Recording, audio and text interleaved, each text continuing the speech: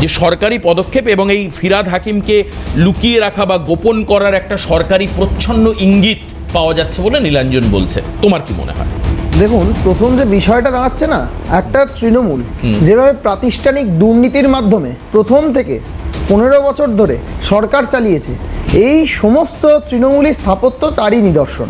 কারণ হচ্ছে আপনি চিন্তা করে দেখুন, আজকে তৃণমূলের লোকই বসে যারা তৃণমূলের লোক, তৃণমূলের মানুষগুলোকে বেছে বেছে টিকিট দিয়ে তাদেরকে এমএলএ করেছে, তাদেরকে এমপি বানিয়েছে, আজকে সেই তৃণমূলের লোকগুলো কেউ তাদের পক্ষে কেউ তাদের বিপক্ষে তাসের ঘরের মতো।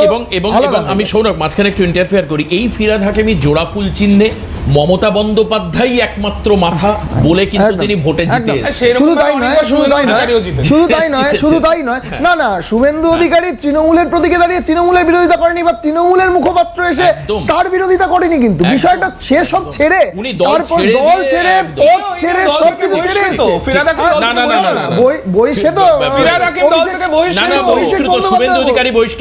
অভিষেক বন্দ্যোপাধ্যায় বহিষ্কৃত, সেটা পরের বিষয়। সেটা কেন ক্যামেরার সামনে একদম আপনাদের নেতা, উলুবেড়িয়া থেকে যাদেরকে এমএলএ করেছেন সে এর কি প্রমাণ আছে, কি ভিত্তি? আজকে ঘটনাচক্রে কি পরিহাস, অরূপ বিশ্বাস, ফিরহাদ হাকিম, যে দুজন মমতা বন্দ্যোপাধ্যায় এদেরকে তুলে এনে জঞ্জাল থেকে জায়গা দিয়ে সমাজের পরিবেশ পরিস্থিতি নষ্ট করেছে। এই যে সমাজের কিট, আজকে তৃণমূলকেই যারা তৃণমূলের টিকিটে জিতলো, যে থালায় খেলো সেই থালায় লাথি মারছে। তার মানে এরা কত বড় বদমাইশ চিন্তা করুন। মানে তৃণমূল থেকে যারা ভেঙে বেরিয়ে আসছে, তৃণমূলের যখন চুরি দুর্নীতি সবকিছু তৃণমূল করছিল, ক্যামাক স্ট্রিটে বসে অভিষেক বন্দ্যোপাধ্যায় সেগুলোকে সাপোর্ট করছিল, হেল্প করেছিল। মমতা বন্দ্যোপাধ্যায় মঞ্চে দাঁড়িয়ে বলেছিল যে 25% 75% ভাগ ডিভিশন করে দিয়েছে। এবং যখন মমতা বন্দ্যোপাধ্যায় সকলের সামনে ক্যামেরার সামনে বলেছিল যে 25% দাও, 75% দাও, এই যে দোলাসেন যে আজও মমতাপন্থী তৃণমূলের মধ্যেই আছে, রাজ্যসভার সাংসদ মমতা বন্দ্যোপাধ্যায়ের পেছনে পেছনে ঘুরছে। দোলাসেন ভাই, দোলাসেন এখন সেটাই হচ্ছে বিষয়। 25-75 যে ডিভিশনটা করে দেওয়া হয়েছিল তৃণমূলের মঞ্চ থেকে, তখন কিন্তু এরা সকলে মমতা বন্দ্যোপাধ্যায়কে নেত্রী ভেবে তারা তার পেছন পেছন ঘুরেছে, সুযোগ সুবিধে সমস্ত কিছু নিয়েছে। আজকে ধান্দাবাজগুলোর পর্দা খুলে গেল, যেই মাত্র দল চলে গেল 1 সেকেন্ড লাগলো না তাদের দলকে পাল্টি করতে। তো আজকে এই যে চিটিংবাজগুলো, এগুলো ভয়ঙ্কর চিটিংবাজ। মানে সমাজের এই যে কীট পতঙ্গগুলো, এইগুলোকে চিহ্নিত করার প্রয়োজন। আর ফিরহাদ হাকিম একটা অত্যন্ত দুর্নীতিপরায়ণ, অত্যন্ত বাজে মানুষ। এটা আজকে আমরা বলছি, নীলাঞ্জন হয়তো আজকে আমার সঙ্গে সহমত পোষণ করছে, কিন্তু যখন তাকে টিকিট দিয়ে পোর্ট থেকে জিতিয়েছিল তখন কিন্তু নীলাঞ্জনরা তাদের হয়ে কথা বলে। মানে এখন নীলাঞ্জন খানিকটা বিজেপি, সেটা বলছি না। আমি ধন্যবাদ জানাচ্ছি বিজেপিকে যে এই সমস্ত মানুষদের এই ধরনের কীট পতঙ্গগুলোকে চিনে ওই বালিশ তৃণমূলে বালিশ যারা প্রক্সি বিজেপি, মানে যেটা মমতা বন্দ্যোপাধ্যায় করতে পারেনি। অবশ্যই মমতা বন্দ্যোপাধ্যায় ফেলিওর এই জায়গায়। শুভেন্দু অধিকারী তো ভালো চিন্তা, তার তো সতীর্থ ছিল। সবাইকে একসাথে নারদায় দেখা গেছে, একটু শেষ করতে দেন। একসাথে নারদায় দুজনকেই দেখা গেছে।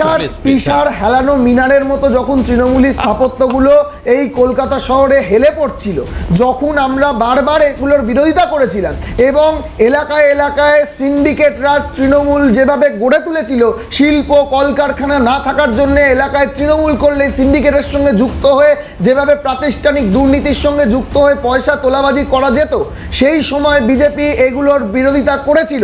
এবং বারবার আমরা বলেছিলাম ফিরহাদ হাকিম, যিনি মিনি পাকিস্তানের জনক, যিনি কলকাতার মধ্যে খিদিরপুর মেটিয়াপুরুজে মিনি পাকিস্তান খুঁজে পেতেন, তিনি যেভাবে এই দুর্নীতিটাকে প্রশ্রয় দিয়ে চলেছিলেন, আমরা তখনও তার বিরোধিতা করেছিলাম। এখনো স্টুডিওয়ে বসে আমরা এটার বিরোধিতা করছি যে তার যে কর্মফল কলকাতাবাসী আজকে পাচ্ছে। এবং এই মিনি পাকিস্তানিকে ওনারা কবে অ্যারেস্ট করবেন উনি বলুন। ওনার যদি উনি বলুন এই মিনি পাকিস্তানিকে কবে উনি অ্যারেস্ট করবেন। এই মিনি পাকিস্তানের জনকের প্রশ্রয়ে যখন এই সমস্ত ঘটনাগুলো ঘটছে, একটা 1.5 মাস আসা সরকার, তার আগেই এইগুলো ঘটে গেছে, কারণ এইগুলোর সমস্ত কিছু ফাইলিং তখন হয়েছিল আগের সরকারের সময়, Obvious. এবং তাদের প্রধান ছিল মমতা বন্দ্যোপাধ্যায়। মমতা বন্দ্যোপাধ্যায়কে মমতা জিজ্ঞেস না বন্দ্যোপাধ্যায় করে ফাইল সই এরা করেন নাকি এক গ্লাস জল খেত না, তাই আচ্ছা। এর দায় কিন্তু মমতা বেশ, বন্দ্যোপাধ্যায়। আচ্ছা, আজকেও তো শুভেন্দু অধিকারীর দায়। এই যে নীলাঞ্জন শুভেন্দু অধিকারী আমলে তো এটা ভেঙে ফেলে। আজগার হোসেন, একটা মিনিট। আজগার হোসেন তৃণমূলের একজন কর্মী, হ্যাঁ। যিনি এই সমস্ত এই যে এই শিল্পকলাটার সঙ্গে যুক্ত, আরে অর্থাৎ arrest যেটা করেন ভেঙে না পড়েছে, কেন? এই যে arrest ভেঙে না করে পড়েছে, আচ্ছা, এই আজগার হোসেন আজগার হোসেন মারা গেছে ভাই, আজগার একটা কথা গ্রেফতার বলি। কি করবে? হ্যাঁ। না, না, না, একটা না, কথা বলি। আজগার মারা গেছে। না, না, মারা আচ্ছা। গেছে। আজকে বলছি এই যে যখন কাজটা শুরু হয়েছিল না, তখন তো এই সরকারের সময়। না, না, তা- সে তো Definitely, সে তো ঠিক। definitely। না, আচ্ছা, এই সরকার এক না, মিনিট, এক মিনিট, আপনা- একটু- আপনাদের একটু- নতুন একটু শরীর থামতে হবে। ফিরহাদ হাকিমের, নেতৃত্বে। একটু থামতে হবে। আজকে তো লোক এটা বুঝছেন যে ফিরহাদ হাকিম আসলে কে বা অরূপ বিশ্বাস কে। আজকে তারা দল ছাড়ার পর নীলাঞ্জনদের টার্গেট না, আমরা জানতে চাইছি কবে অ্যারেস্ট হবেন। থাকতে পারে এবং কবে অ্যারেস্ট হবে। আমি বিরতিতে যাব, বিরতির পর ফিরে এসে আপনাদেরকে শোনাবো যে মেয়রের সই করা কাগজ আজকে শুভেন্দু অধিকারী হাতে নিয়ে বিধানসভায় বললেন যে এই কাগজে সই করা আছে, কেউ ছাড় পাবে না।